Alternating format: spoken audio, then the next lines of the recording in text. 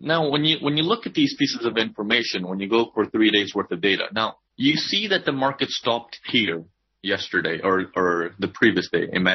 Just imagining that this is current day right here. Okay, that's current day. Let me get rid of these circles. Okay, so we see that the markets have come here. Okay, but when the current day market, we went through this first line, we went through the second line, but then we halted here. What's up there?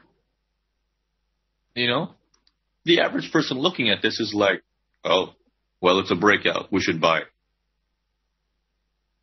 You know, that's the typical mentality. We're just going to buy. Okay? But if you look at this, there is a level of resistance right here that comes in from 3 days ago. Okay? This area here. Okay? And that's what holds the market down. Yeah. It's the high from 3 days ago. Now, why is this line there from 3 days ago? It's the average from the day before.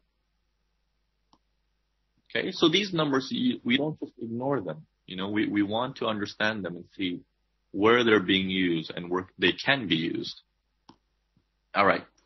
Moving forward, you'll see these things happen all the time. Okay. Halting at the same areas.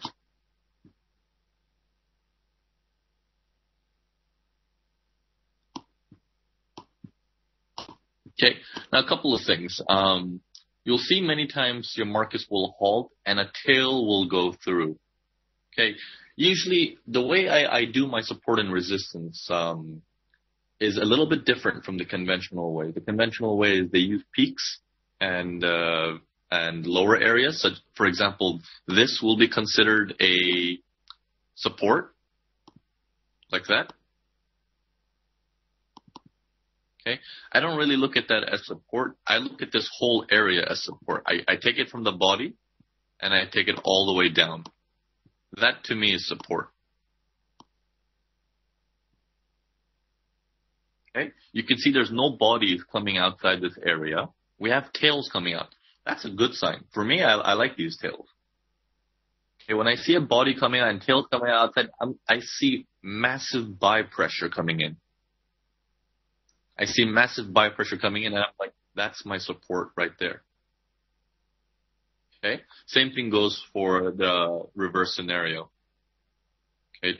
Bring it down to the bodies, like that, and all the way up to the tails, like that.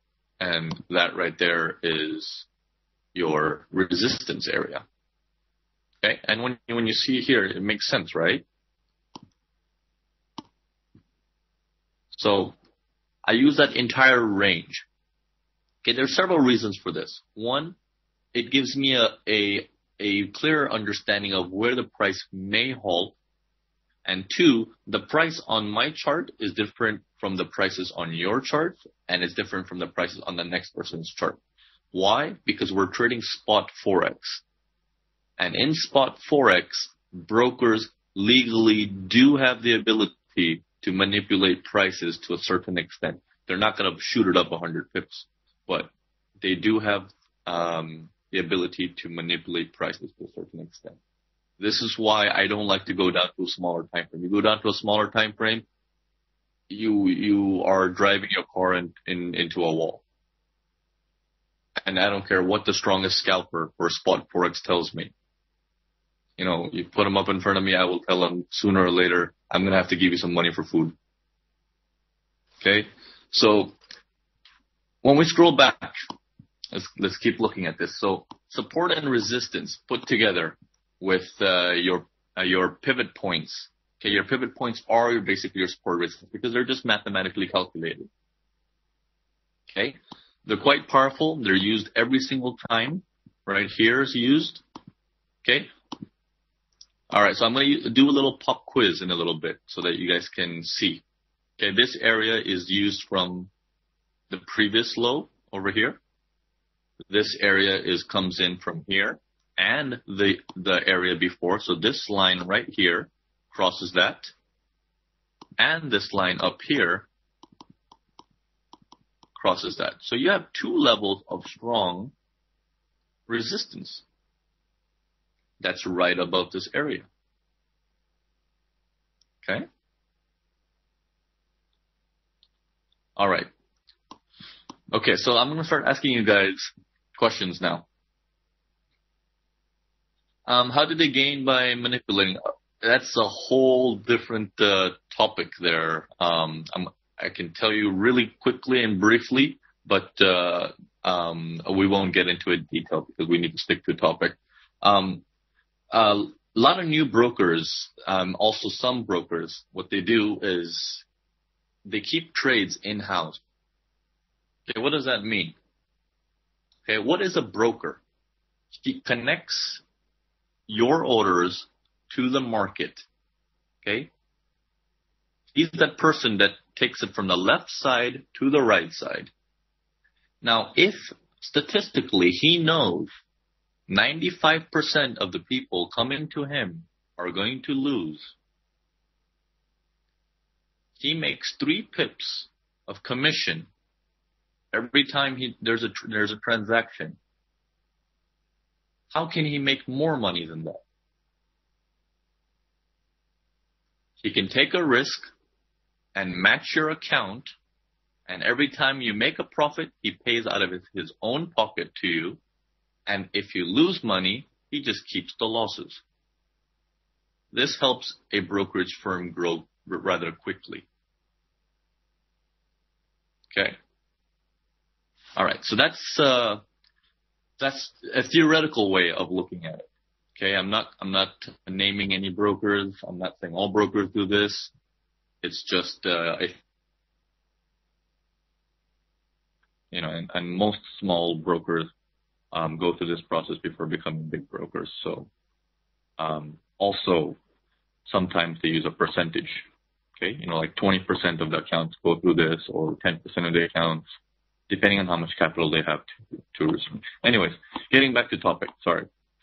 Okay, so now how can you use all this information of these 3 days worth of pivots? Can you think of some ways now?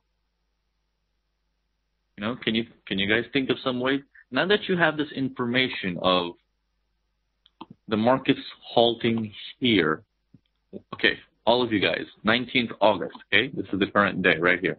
Why did the market halt right there? What is the reason?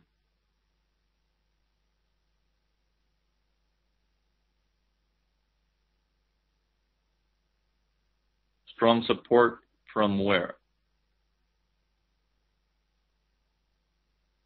Yep, pivots from 3 days before. If you look, this is the current day, this is the day before, and this is the day before that. We're looking at 3 days worth of,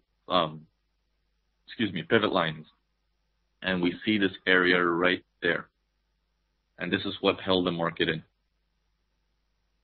Okay, it's held it the day before as well.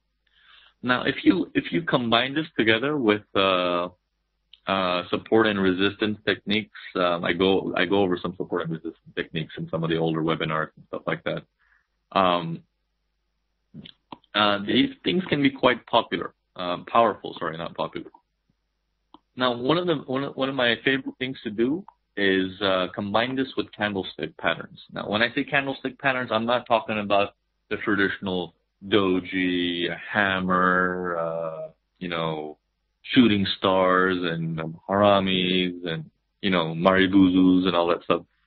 My whole focus is on the candlestick formations around these levels with tails, or if some of you guys know this as hats, and tails on the bottom. Okay, wicks and tails. Okay, or hats and tails. Okay, we referred to them as hats last time. Okay.